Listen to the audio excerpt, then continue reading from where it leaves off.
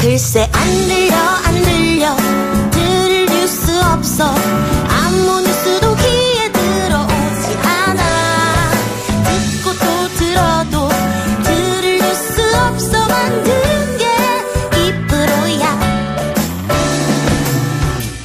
이동영의 뉴스 정면승부 주파수 94.5 YTN 뉴스 FM 이동영의 뉴스 정면승부 3부 시작하겠습니다. 이동영의 뉴스 정면승부는 라디오 주파수 FM 94.5MHz YTN 라디오 전용 앱이죠. 예스로 실시간 들으실 수 있고요. 다시 듣기는 YTN 라디오 홈페이지 팟빵 앱과 아이튠즈 팟캐스트에서는 방송이 끝나고 바로 업로드 될 예정입니다.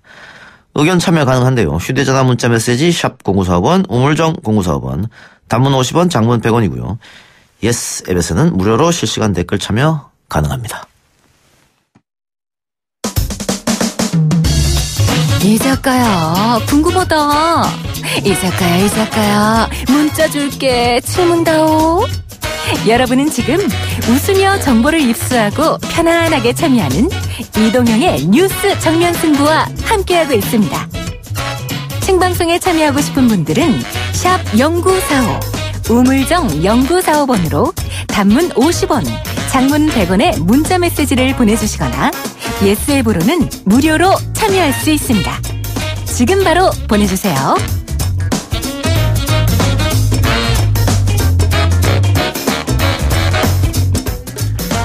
6.13 지방선거가 2달가량 앞으로 다가왔습니다. 서울시장 선거도 대진표 윤곽이 속속 드러나고 있죠.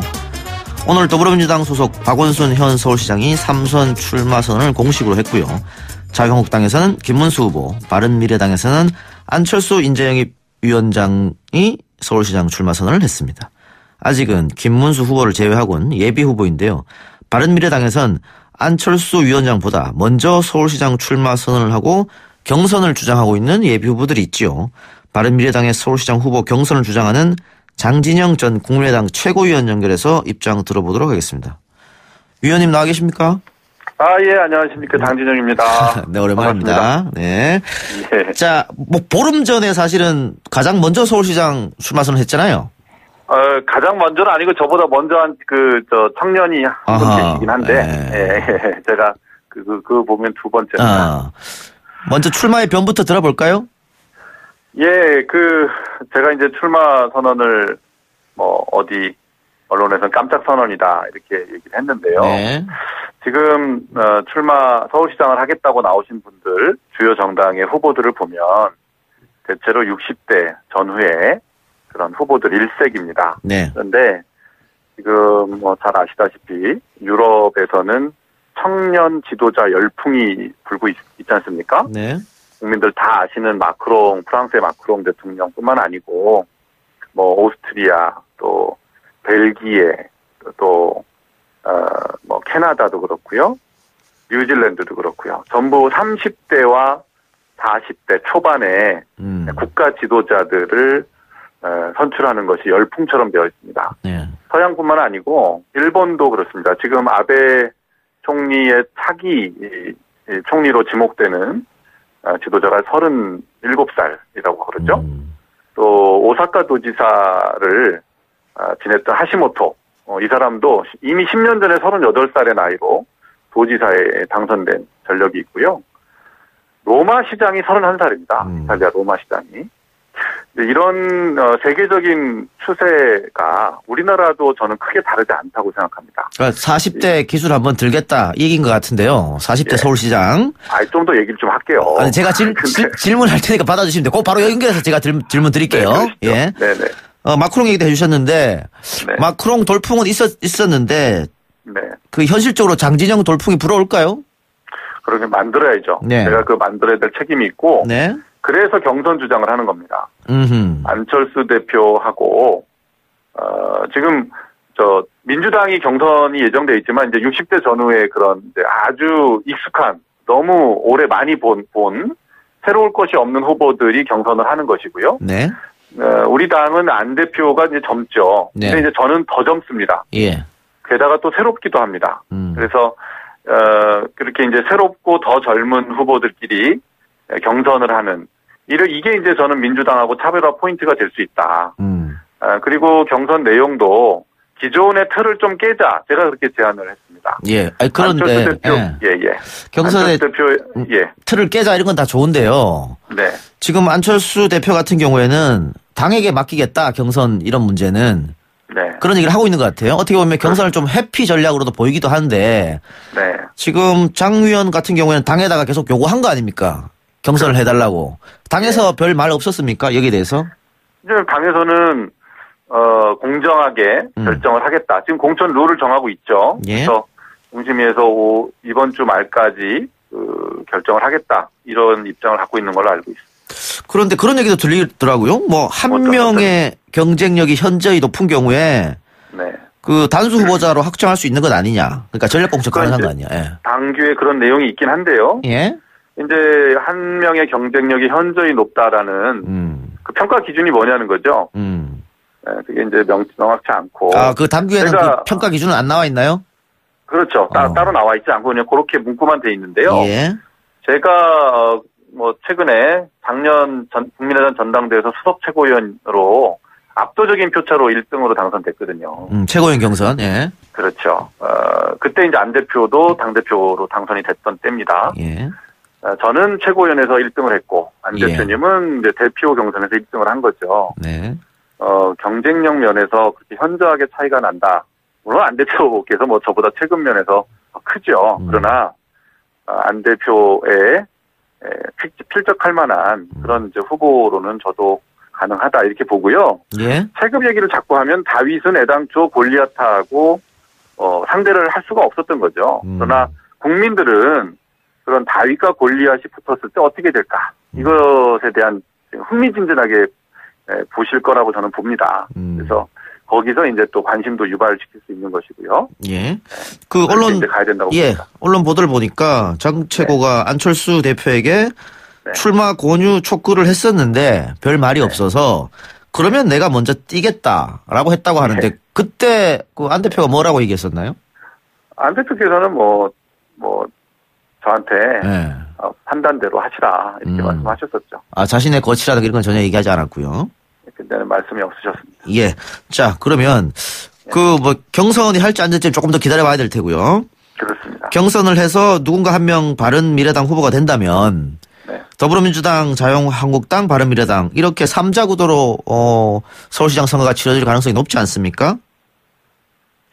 형식적으로는 그렇죠. 예. 그렇게 되면은 민주당이 유리한 거 아닙니까? 3자 구도가 되면? 근데 저는 그렇게 되면 지금 자유한국당은요. 예. 지금 여론조사로는 조금 다르게 나오긴 합니다만은 우리 서울 시민들이 자유한국당을 야당의 그 자격을 인정하지 않을 거라고 저는 봅니다. 그래서 이게 이제 여당에 대한 견제 세력이 있다라는 것을 서울 시민들이 선택할 것이 분명하고요.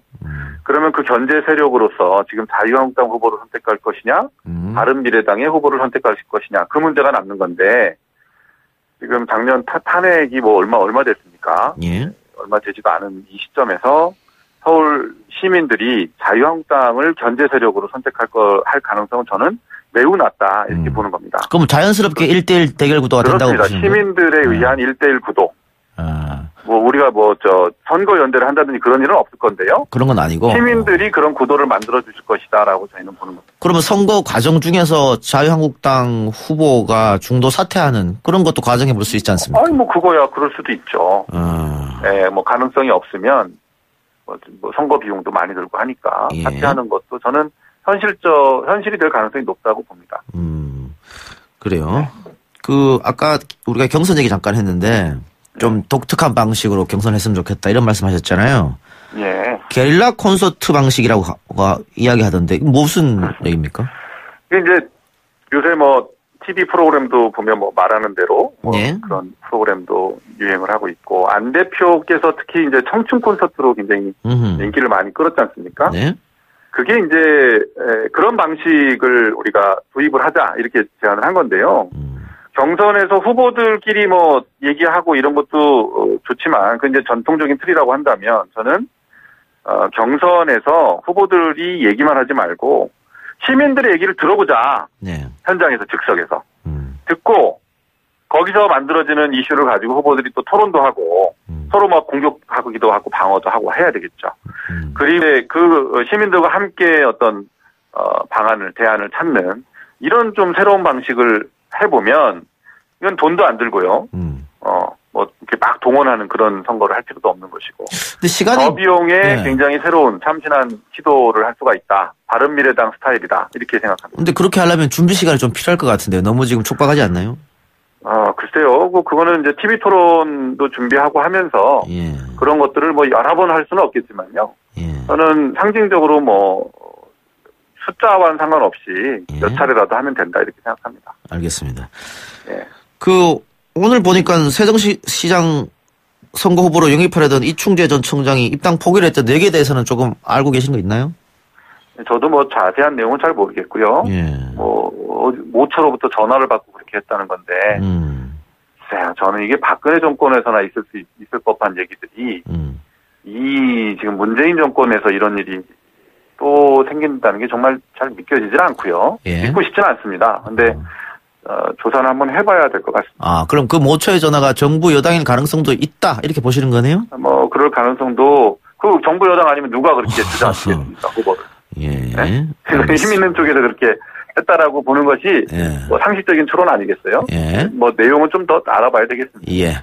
원희룡 지사가 또 탈당을 했고, 네. 지금, 바른미래당 같은 경우에는 인재 영입에 사활을 걸고 있는 것 같은데 생각보다 진전은 좀 안 되는 것 같아요. 어떻습니까?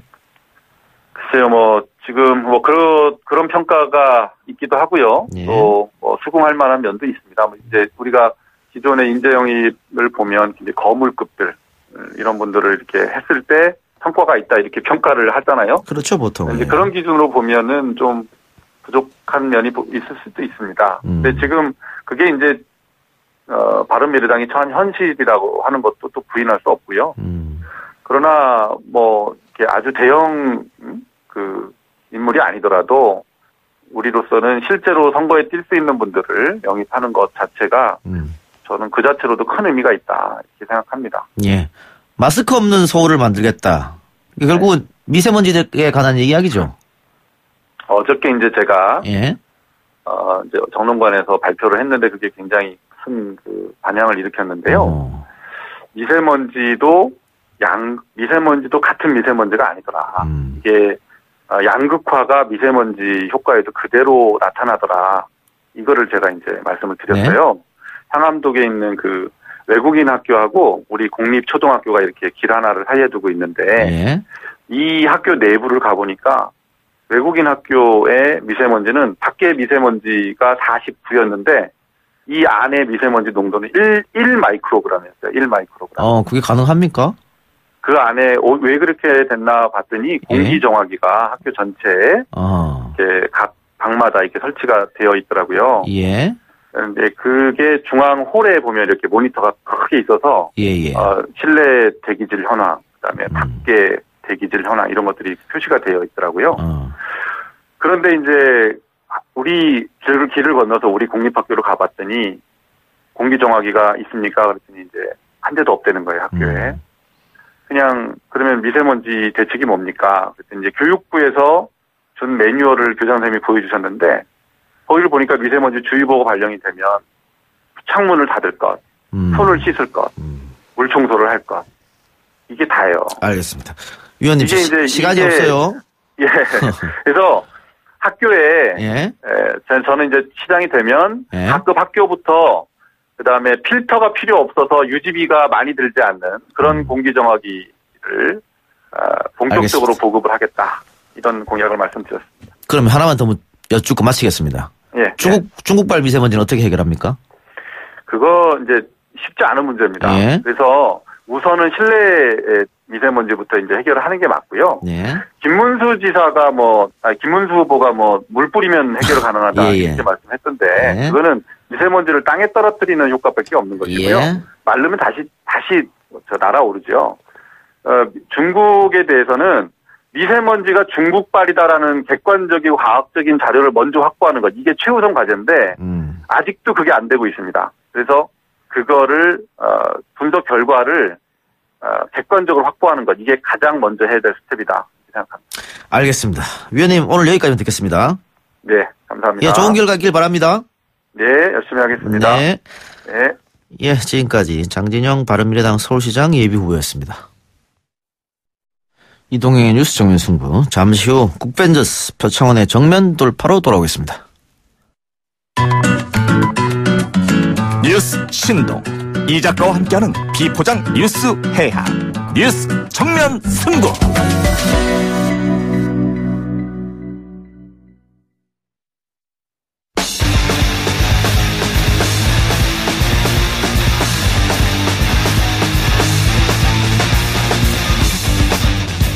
네, 매주 오늘은 국벤져스 여당, 야당 대표하는 훌륭한 분들을 모시고 진행하는 코너죠. 오늘은 더불어민주당의 표창원 의원과 함께 정면 돌파 시간 갖도록 하겠습니다. 17년간 미제로 남은 염순덕 상사 사건을 다룰 텐데 표창원 의원님이 개인 사정으로 오늘이 처음이자 마지막 출연이라 어쨌든 의원님 어서 오십시오. 네, 안녕하십니까. 표창원입니다. 네, 바쁘시네요. 예, 사실은 제가 3주에 한 번씩 꼭 예. 찾아뵈려고 약속을 드렸었는데. 그러니까. 예. 저희 지방선거랑 제가 또 미투 예. 검증 심의위원을 맡고 있어서 예. 저희들 이제 지방선거 관련해서 빨리빨리 이걸 결정해드려 해서 전혀 이제 시간을 앞으로 못 빼게 생겼습니다. 미투 검증은 어떻게 하는 거죠? 후보자에 대해서? 경찰 수사와 유사한데 강제력이 없고요. 그래서 관련자들 진술 청취하고 객관적인 정황 조사하고 그래서 결국 이제 저희들이 판결을 내려야 합니다. 그러니까 결정을 내려서 그 피해자들의 어떤 고발이나 이런 게 있다면은 예, 거기에 신고했을 수사를 경우는 하시는군요. 예. 네. 알겠습니다. 그럼 선거 끝나고 나오세요. 3주에 한 번. 네, 알겠습니다. 네. 네. 제가 싫어서 안 나온 건 아니겠죠. 무슨 말씀을. 우리 또 인연도 많은데. 그럼요. 자, 그러면은 본격적으로 오늘 이야기를 좀 해보도록 하겠습니다. 그 염순덕 상사 사건이 네. 이게 꽤 그 논란이 됐던 사건 같았는데 네. 조금 잊혀졌었거든요. 예. 근데 얼마 전에 TV에서 다시 한번 고발 프로에서 네. 다루면서 국민들이 무슨 이런 경우가 다 있느냐. 네. 이렇게 지금 또 화를 또 많이 내시더라고요. 맞습니다. 결론은 군대 내에 있는 사건은 밖으로 잘 진실이 드러나지 않는다. 네. 이렇게 보면 될까요? 네, 그것에 더 붙여서 사실은 피해자도 군인이고 용의자도 군인이긴 하지만 발생 장소는 군대 밖에 있는 민간 도로였거든요. 그래서 경찰의 수사 대상이었고 밝혀질 수 있는 사건이었는데 군의 특성과 함께 수사상의 문제가 발생을 하면서 이 사건이 미궁으로 빠져버리고 공개도 잘 안 됐죠. 그러니까 17년간 미제로 남았다는 것은 용의자는 있었지만 범인은 잡지 못했다. 이런 거잖아요. 그렇죠. 네. 그러면 경찰이 재수사를 하게 된 어떤 동기가 있을 텐데요, 계기나? 네, 결정적인 계기는 태완이법. 아하. 예, 대구에서 황산 테러를 당한 어린이의 그 억울한 사연, 안타까운 사연이 전해졌는데 용의자가 주변에 있음에도 불구하고 공소시효 완료로 수사를 못하게 됐죠. 그 어머니의 안타까운 그 호소가 받아들여져서 법이 개정됐는데 네. 정작 태완이에게는 적용하지 못하고 네.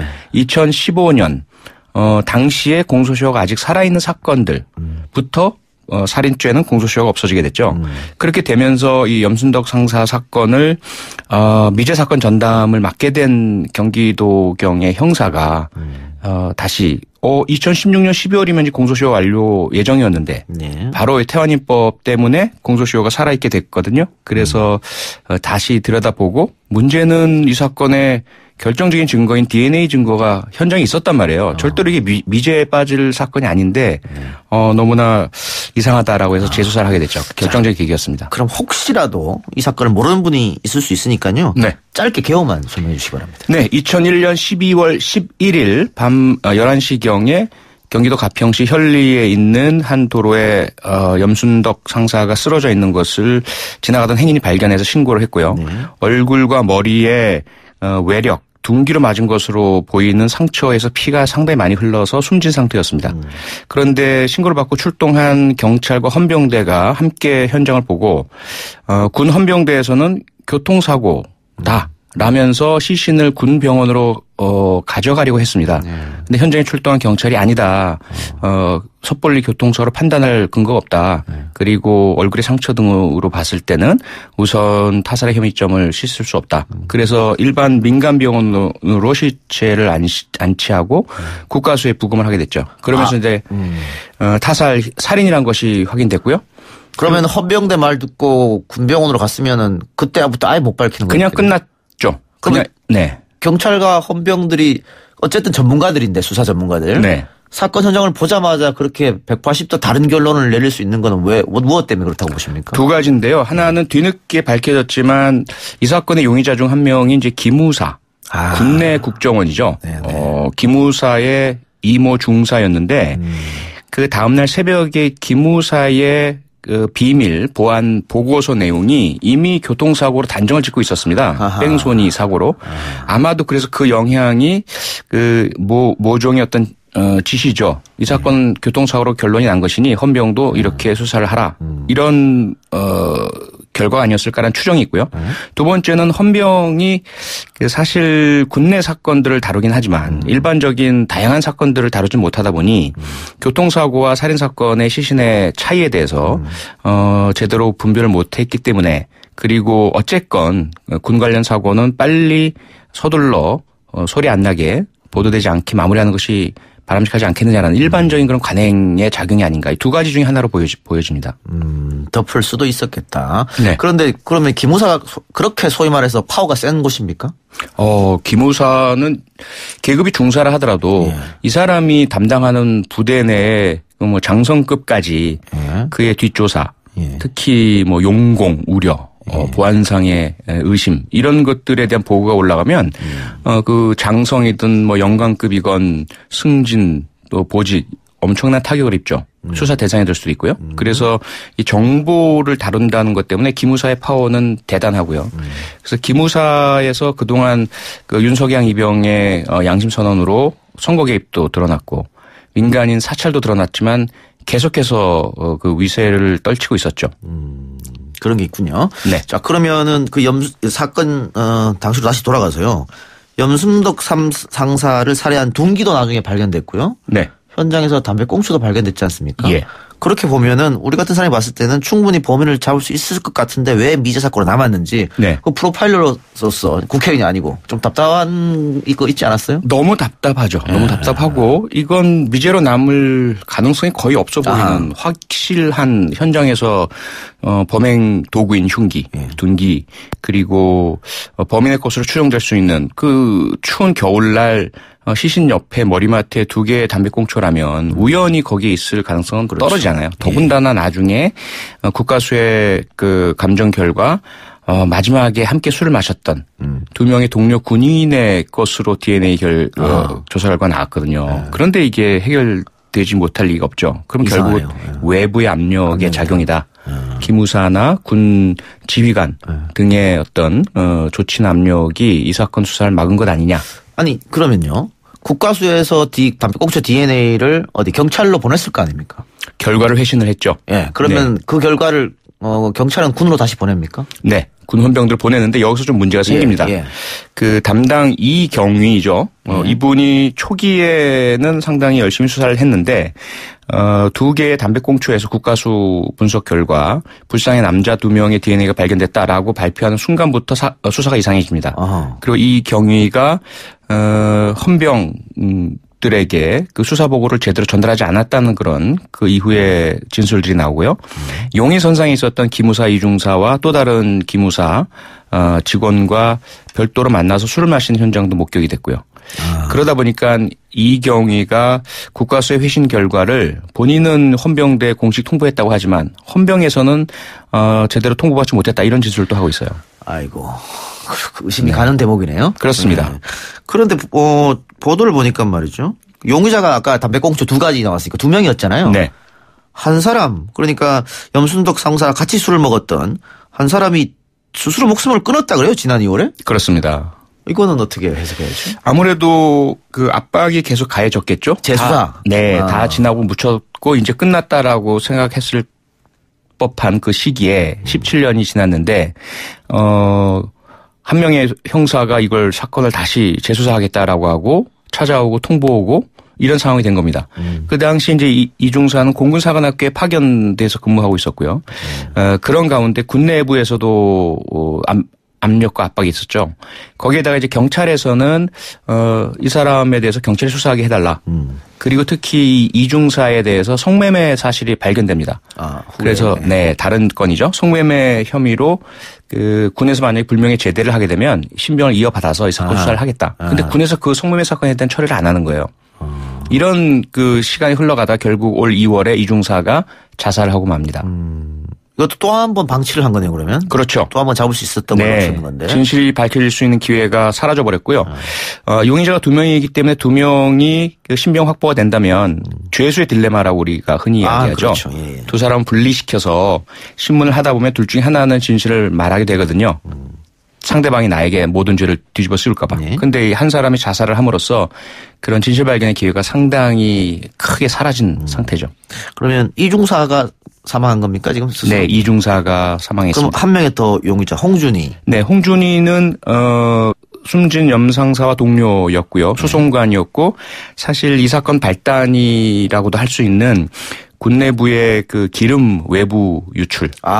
예, 비리의 의혹이 있었고 염상사는 여기에 대해서 상당히 문제 제기를 했고 상당히 깨끗한 분이었거든요, 염상사가. 그렇네요. 네, 그래서 보통은 우리 서로 나눠 먹읍시다. 그럴 예, 그런 우려도 있었지만 염상사는 그런 사람이 아니었어요. 그러니까요. 그래서 이 사건 직전에 이 문제로 다툰 흔적이 있어서 이 홍준이 같은 경우에도 이제 상당한 용의점은 있었지만 어쨌건 한 사람이 사망을 하다 보니까 이 홍준이가 어떻게 이야기하느냐에 따라서 이 사건의 향방이 달라지게 되었습니다. 그러면 기름 이 유출 문제로 다툼이 있었다고 하면 사건의 동기도 설명이 되는 거네요. 일부죠. 근데 문제는 그 부분이 어쨌든 살인과 또 자살 등으로 이어지면서 진위 여부가 아직 확인은 안 됐고요.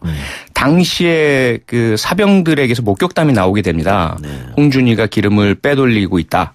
그래서 여기에 대해서 이제 염상사 따지고 문제 제기했던 사실은 주변 군인들에 의해서 확인이 되었거든요. 그런데 그것이 실제로 그랬느냐에 대한 물적 증거는 확보되지 못했죠. 수사는 이루어지지 못했으니까. 그러면 홍준이 지금 신병 확보는 안 되는 거죠? 네, 민간이 됐고요. 홍준이는 전역을 해서 민간인 상태인데 경찰에서 계속 가서 확인을 하고 있고 현재 신병 확보에 대한 검토 중입니다. 그 사이 홍준이는 자신에 대한 수사망이 좁혀오니까 변호사를 선임을 하고 자신의 변호사에게 현장 사진을 찍어 보내거든요.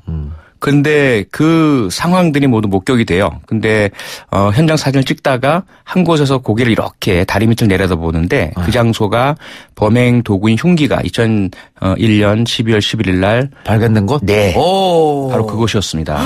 이야, 소름 돋네요. 그러면 아직 홍준이는 자신의 혐의에 대해서 입증을 전혀 안 하고 있는 모양이네요? 부인하고 있습니다. 기억이 안 난다. 그날 일은 전혀 기억이 안 난다. 술을 많이 마셨다. 여기서 핵심이 뭐냐면 알리바이인데요. 당시에 이 이준이와 이중사와 홍준이가 다른 그 동석했던 군인들과 함께 당구를 쳤다 그 시간에. 예. 그런데 그 당시 그 진술이 허위라는 것이 나중에 드러나게 됩니다. 그런데 경찰이나 헌병 모두 당구장의 당구 기록지만 봐도 이 두 사람이 당구 치지 않았으면 확인될 텐데 확인 안 했어요. 그 당구장 주인도 두 사람이 당구를 치다가 빠져나갔다라는 진술을 하거든요. 그래서 그러한 전반적인 상황으로 봤을 때 이 홍준이의 가담 또 목격 현장에 함께 있었음 이 정도까지는 거의 확인이 되고 실제로 누가 둔기로 염상사를 타격하고 살해했느냐 이 부분은 이제 홍준이 입에 달려있게 되었죠. 근데 증언 조작이 있었다는 건 확인됐고요. 네. 그건 이제 당구장 뭐 이렇게 확인된 건데 방송을 보니까 이건 기무사 직원이 단순으로 덮은 게 아니고 그 위에 높은 사람들, 사령관들이 뭐 덮으라 이런 지시를 했다는 얘기가 나오고 있거든요. 그건 어떻습니까? 그런 흔적들이 많이 발견되는 것이 우선 앞서 말씀드린 당구장에 대단히 높아 보이는 양복을 입은 기무사 소속의 누군가가 와서 헌병으로부터 대단히 그 헌병 대장이 굽실거리는 모습으로 알려주고 보고하고 그 알리바이가 조작되었음을 확인하고 간 흔적이 첫 번째 있고요. 두 번째로는 앞서 말씀드린 기무사의 자체 공문입니다. 공문 내용 중에 사건 초기부터 그 뺑소니 교통사고로 단정짓는 모습이 나오고요. 그 이후에도 그 보고가 이루어진 그런 정황들이 아무래도 기무사 내에 그 서류 확인만 된다면 기무사의 높은 장군급이나 영관급 등에 의해서 지시가 내려졌을 가능성 이런 부분들이 추정되고 있는 거죠. 그 살인 사건이 일어난 시점이 기무사령관 그 임명 후 직후였다 그래가지고 네. 논란이 좀 있는데 이런 거는 뭐 대한민국 그 남자라면 다들 알 수 있는 내용입니다만 군대에서 사고를 덮는 것은 결국은 윗사람들 진급 때문에 그런 거 아니겠습니까? 그렇죠. 소리가 나지 않게 하고 사고가 나면 아무래도 사령관에게 지휘 책임을 묻게 되니까요. 네. 아울러 당시에 그 정권 교체가 이루어지고 김대중 대통령 시절에 기무사에 대한 그 과거 의혹들이 많이 제기가 되고 그래서 기무사 개혁에 대한 소리가 높았거든요. 그런 가운데 만약에 기무사 소속의 이 중사가 자신보다 윗사람이죠. 상사죠. 상사에 대한 살해를 했다. 상관 살해는 형법상 가장 높은 처벌 대상이거든요. 그렇네요. 그런 일에 연루되었다는 것이 알려지게 된다면 기무사 전체에 커다란 타격, 기무사령관과 단위부대 기무사령관 등의 그 상당한 지장이 초래될 것은 뭐 명약관화하죠. 그러다 보니까 기무사 전체적으로 혹은 단위 기무사령관 바로 부임했던 사람의 그 일신상의 위해를 막기 위해서 사건을 덮었다. 이런 의혹과 추정이 제기되는 것이죠. 예. 그 염순덕 상사 부인이 사건 발생할 때 그 어린 아이들 둘 있었다고 그래요? 6살, 네, 3살. 3살, 6살. 네. 그런데 이 사건 이후에 군인 아파트에서 쫓겨났고. 네. 그러면 순직으로 인정이 안 됐다는 얘기네요. 안 됐습니다. 당시에 사건 규명이 안 되다 보니까 군 자체 내의 그 판단이었던 뺑소니 교통사고. 예. 그 뺑소니 교통사고 피해는 외부에서 났기 때문에 업무 관련성이 없다라고 봤고 그래서 일반 사망으로 처리가 됐거든요. 그러다 보니까 그 아빠이자 남편을 잃은 것도 서러운데 예. 군인 아파트에 머물 자격이 없다 해서 바로 퇴거를 잡고 여러 차례 종용받았고요. 순직 처리는 되지 않았습니다. 예, 3살, 6살 아들들이 오랫동안 아빠 없이 생활하는 게 참 쉽지 않았을 텐데. 네. 유족들에 대해서 사건의 진상이 밝혀지면 네. 뭔가 배보상이 있어야 되는 거 아닙니까? 네, 당연하고요. 예. 사건 진상 밝혀지기 전에라도 저희가 지금 계속 국방부와 육본 측에 계속 강하게 요청을 하고 있는 것이 순직 심사를 해달라.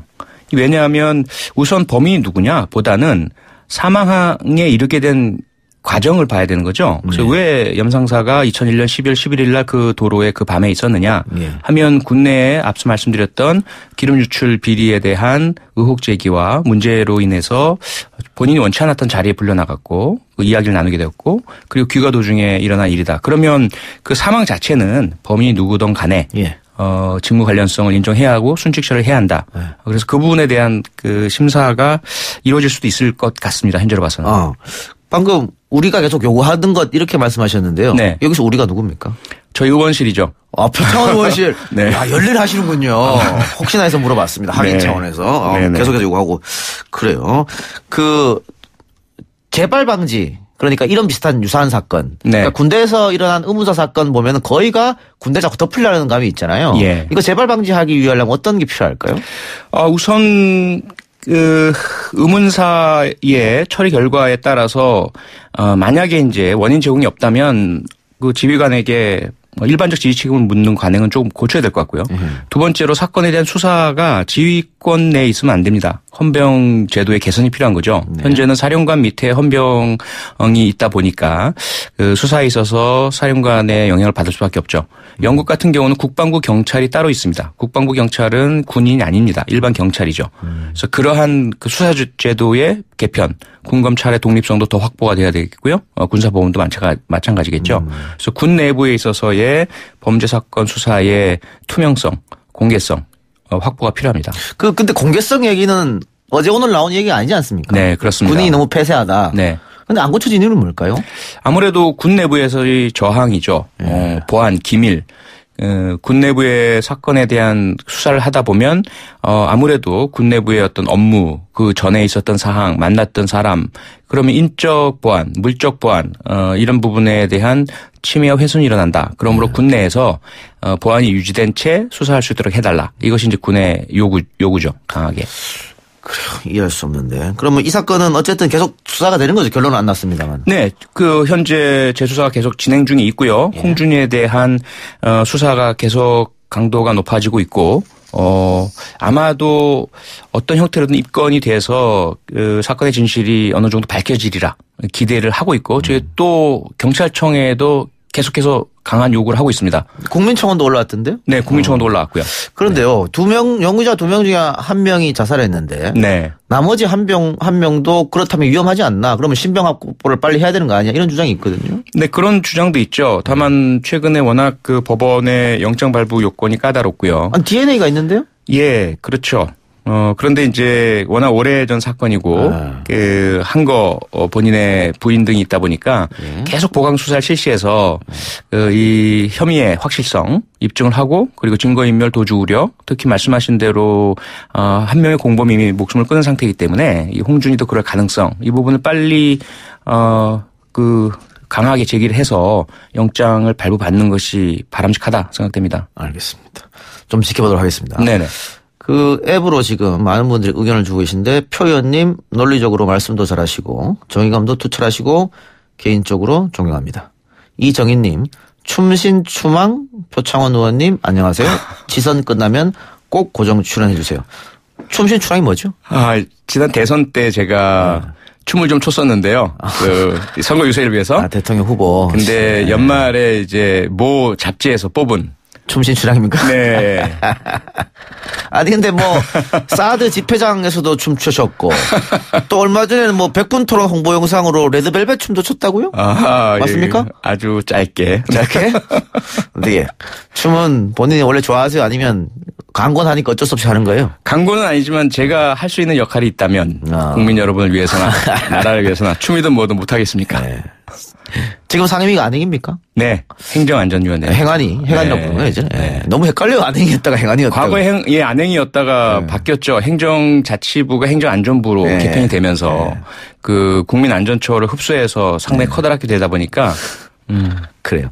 지금 자유한국당 김성태 원내대표가 신분증 없이 비행기 탔다. 네. 이걸로 비판이 많은데 또 한쪽에서는 아니 누구나 다 아는 사람이고 제1야당 원내대표인데 그냥 당연히 해줘야 되는 거 아니야 그 정도는 이런 얘기도 있는데 특권 그리고 보안 비행기 안전 이런 문제 때문에 절대 안 된다는 얘기도 있거든요. 그렇죠. 그 비행기 안전이란 것은 지난 미국에서 발생한 9.11 테러에서도 볼 수 있듯이 항공 안전은 정말 필수적인 요소죠. 그리고 특히 오늘 또 보도가 됐지만 제주도에 사시는 강모 할머니께서는 일본에 가셨다가 여권을 분실하셨어요. 그래서 우리나라 외교부 주일 대사관에서 발급하신 여행증명서를 사진, 주민등록번호 다 있는 것들 신분증으로 발급받으셨죠. 그걸로 비행기를 타고 오셨어요. 근데 김포공항에서 제주행 항공기를 못 타셨어요. 왜냐하면 그 여행증명서는 국토부에서 정한 지침에 있는 신분증에 들어가 있지 않기 때문입니다. 그래요? 철저하네요. 네. 그 철저하게 일반 국민에 대해서는 할머님이시고 테러 위험도 없죠. 그리고 신원증명이 국가에서 발급한 증명서로 확실하죠. 그런데도 안 태워요. 규정이니까. 그것이 항공 보안 규정의 특수성이고 엄격성입니다. 그런데 아무리 야당 원내대표 아니라 그 할아버지라 하더라도 그리고 얼굴이 확실하다 하더라도 신분증이 없다면 안 되는 거죠. 그런 모범도 지키지 않으면서 국회 입법 담당자가 국민들께는 이렇게 가혹하게 적용하는 그러한 법의 공정성의 위반, 형평성의 위반 이것이 이제 국민들께 또 분노를 야기하는 거죠. 알겠습니다. 의원님 오늘 말씀 여기까지 듣겠습니다. 네, 고맙습니다. 지방선거 후에 뵙는 걸로. 알겠습니다. 약속했습니다. 예. 지금까지 더불어민주당 표창원 의원이었습니다.